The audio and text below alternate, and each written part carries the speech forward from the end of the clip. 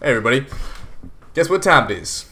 It's time for me, yehdawg, to cast yet another game between Dongraegu versus sOs as we enter game 2 of this best of 3 series between sOs versus Dongraegu at Red Bull Battlegrounds Washington 2014.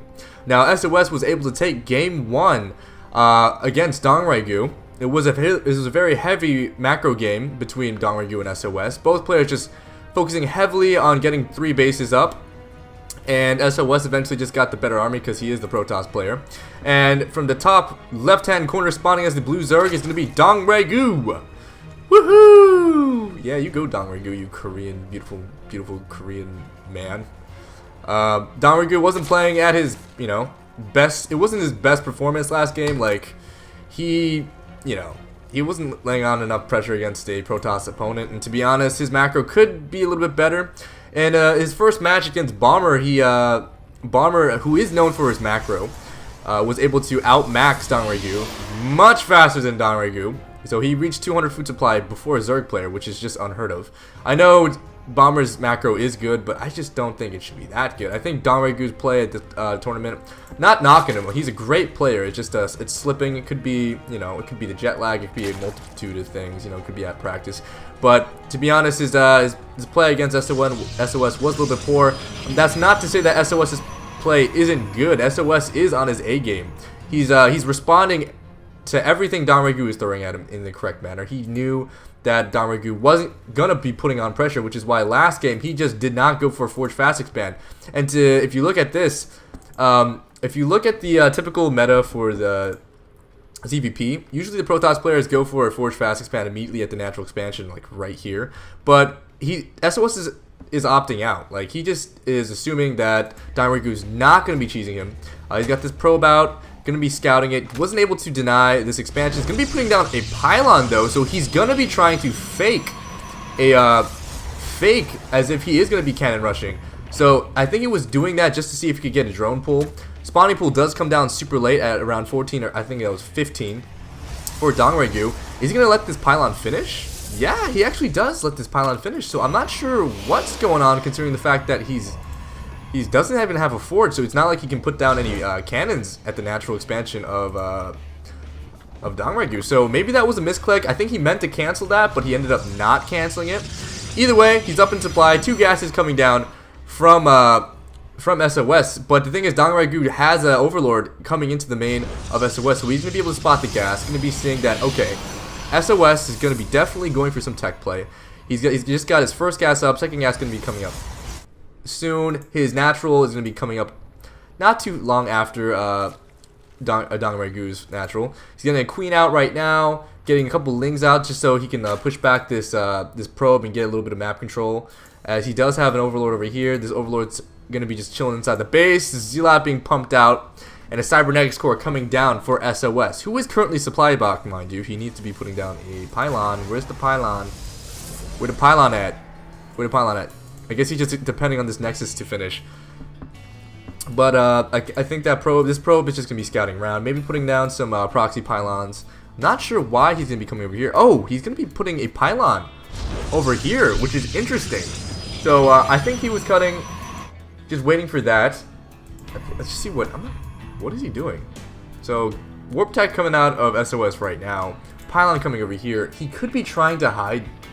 I would say it depends. If he puts down a Stargate, that's a pretty late Stargate, but he puts down a Twilight Council. So, in my opinion, this could only mean DT. It only means DT. This pylon that was in the natural expansion of Dongraegu is going to be taken out by these queens who just threw darts at it until it exploded. So, I think he's just going to be going for, he's definitely just going to be going for Dark Templar play. The thing is, if Dongraegu spots this, then it's going to be completely nullified, but Dongraegu's got to be wondering, something's up. Something's definitely not right. He gets a ling, he gets inside the base, sees everything, doesn't see any tech structures at all.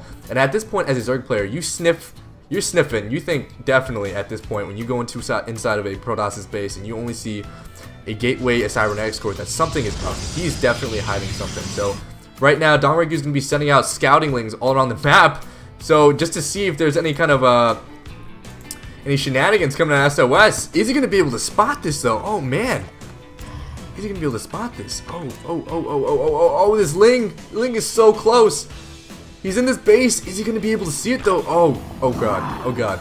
This is tense. Oh, he sees the probe. He knows some shenanigans are going on. He knows that something's up. Yeah, you can see all these click commands. He knows. Yeah, he puts his Ling over there. The Dark Shrine is scouted. He knows now. So immediately after that, Dongraegu is going to be putting down some evolution spore crawlers at each base. Going to be getting ready for this DT attack. I don't know if SOS is gonna cancel that though. He's getting his third up right now. I guess he could use this as a feint, as he just uses this to macro up. He's getting a pretty good saturated natural, and his main is pretty much saturated at this point. He's getting +1 attack. He's getting a Robo Bay as a good transition at this point. He does end up canceling the Dark Shrine. So wait, does Dongraegu know that? Dongraegu doesn't know. So at this point, Dongraegu only thinks that it could be DTs. DTs are on the way. So he's getting Ling speed right now. He's getting a Roach Warren. He's got He's got one gas being taken at his main. And he's getting his second at his natural. He's got both gases. SOS does poke in with the Phoenix, gets able to see all the tech structures, and he's gonna be sending a Soul Probe in just to see how far it can get. You go, Probe. You can do it. These Lings are like, no, we're out of position. We gotta catch him. We still don't have speed. So this probe gets all the way into the base of Dongraegu. He's gonna be able to scout everything. Robobay comes down for SOS just now. These sentries and stalker is gonna take out that scouting overlord in the base of SOS. Let's see how much Dongraegu was able to see. He was basically able to see everything. So, oh wait, did he see? Oh, he did not see the Robo. So he doesn't know that the Robo is coming out, but I think he can just only just assume. So Blink is coming out over here. If Dongraegu wanted, he could just come over here onto this side of the map and just completely take out this Templar Archives. I mean this Twilight Council, and push that upgrade back. Then SOS would have to rebuild the Twilight Council, and that would put him back very, like, not too long, but it would still screw up his timings when it comes to Blink and also getting charged for Zealots. So Colossus coming out right now. More gateways being put down for SOS. SOS still not doing any aggression against Dongraegu. Dongraegu not that far ahead. I mean, he's droning up right now, but if you look, he's taking his 4th right now. But it's just not much coming out of Dongraegu compared to SOS. SOS is macroing like a king. An Overseer is going to be able to come inside the natural. Is going to see everything that's going on. Sees the robotics bay. No, does not see the Robo Bay. I mean the robotics facility. SOS still just sending his Phoenix into the base of Dongraegu. So Dongraegu, he's just, he's just macroing right now. He's getting Spire up right now. So we could be seeing Corruptors in early anticipation. But over here at the 3rd base of SOS, Dongraegu was going to try and do some aggression with these roaches, but Mothership Core puts down a Photon Overcharge, and he's going to be pushing back these roaches for the time being. Dongraegu realizing that as long as that Mothership Core is at that 3rd, and as long as that 3rd has Photon Overcharge, there's really nothing these roaches can do, because Photon Overcharge is pretty good. So he's going to be coming over here, decides to finally take out this Twilight Council. So this thing's going to be going down, as long as he tells these things to attack it. Yep, it's going to be going down. Dongraegu's 4th has come up. 8 mutas are coming out right now, +1 attack coming out for them, +2 attack coming up for the Protoss, and extended thermal lance coming out. Let's see how many Colossus he's got. He's got 1 Colossus. If you look at the army supply, let's look at the army supply. The army of Dongraegu is up. Let's look at the worker count though. The worker count. Let's go. Worker count. No, that's not worker count. Come on, dude. Work with me here.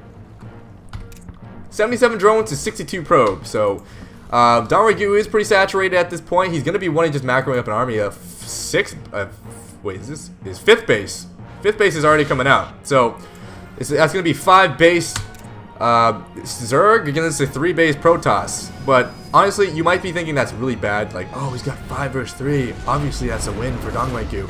But SOS has got some pretty good income off of just 3, but Dongraegu is going to be running through everything. SOS left the door wide open as natural. These roaches are going to be coming in, going to be trying to pick off the economy of SOS. They need to be focusing down these probes. I don't really know what he's doing at this point. I mean, these mutas got in, but they weren't able to kill very much. Let's see how much he was able to kill. Workers killed 4, but honestly, that's peanuts for how many roaches he's lost. SOS is going to be warping in more Stalkers. If you look at his Stalkers and the upgrades, he got +2 attack right now. Twilight Council is being rebuilt because he needs a research charge. He's got a Colossus. He's got these Blink Stalkers. He's pretty confident that he can do some damage with the amount of the army supply that he's got right now. Let's look at the army supply. It's 90 to 86, so it's pretty even. Dongraegu does not have much. I mean, these Mutilates can't really do too much against these Bleeding Stalkers who kind of counter him. But if he gets a good surround, if he's able to surround this army, because there is no Mothership Core over with SOS's army, so if they cannot recall back to the base, if he wipes his army, that's it for SOS. Dongraegu is going to be trying to get as many units out as possible. He's going to be getting out 24 Lings, 3 Mutas on the way. All these Lings stuck behind Force Field. These Mutas trying to kill these Colossus. Takes down the Colossus, but these Lings, which are really the only units Dongraegu has at this point, can't get by. I mean, if they came run around this corner, maybe they can get them, but there's still more Force Fields out of Dongraegu. More Lings coming from the front. Can Dongraegu just do some Blink Micro? Not Dongraegu. SOS going to be doing some Blink Micro. Going to be blinking right underneath these Mutas. He just has way too many Blink Stalkers against Dongraegu, and Dongraegu is going to be GGing out of this game, giving SOS the second game of this best-of-3 series. Oh, man. Oh, man. I mean, oof. Oof. Okay, let's see what happened. Okay, so SOS knew the Zerg had 4 bases up. He wasn't aware of this 5th expansion. But if we know anything, it's that... Oh, crap. Hold up. I got a phone call. Whoops-a-daisy. Yeah, I had a phone call. Sorry about that. I know, so unprofessional. How dare you take a personal call during a cast? You unprofessional amateur caster. That's such an amateur move. But anyways. Yeah, so if we look back at this, what I was explaining before I got rudely interrupted, was that SOS... he knew that the Zerg was up on four bases, but the thing is, if he's saturating them at that point, he didn't have the army composition to deal with what SOS had at that point. SOS, he had his economy kicking. I mean, like, look at this. He's got 1 base, 2 base, 3 base just kicking. And how many gates did he have? What's building? Oh crap! What'd I do? Okay. Anyways, yeah, he how many gates did he have? Let's look at what does buildings, what are I don't know how to find out buildings. Okay. It's all good. It's alright. As you can see, I'm a professional. This is what I do for a living. I don't even know what the hotkey is for buildings. I'll check that out later. Anyways, he had a lot of gates.